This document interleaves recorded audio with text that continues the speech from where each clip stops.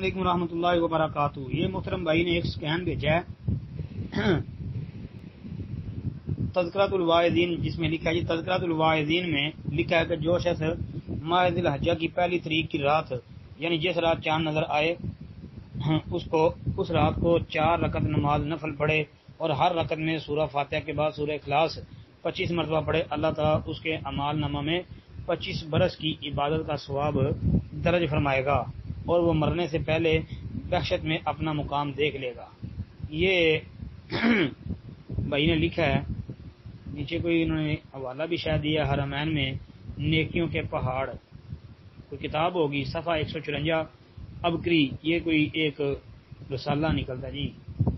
تو کہتے ہیں جی کیا یہ درست ہے؟ نہیں بھائی، یہ درست نہیں ہے۔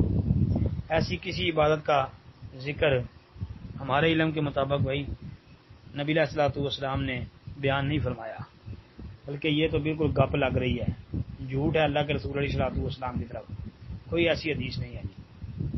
السلام علیکم ورحمۃ اللہ۔